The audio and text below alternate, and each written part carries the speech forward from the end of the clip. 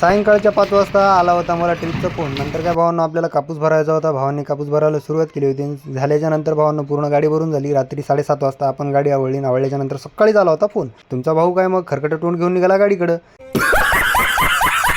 भावांनो काळं कुत्रं पण नव्हतं माझ्या स्वागतासाठी. गाडी वगैरे काढली आणि काढल्याच्या नंतर नेऊन लावली भावनाकडं. नंतर आंघोळ वगैरे करून निघालो बघा हिंगोलीसाठी.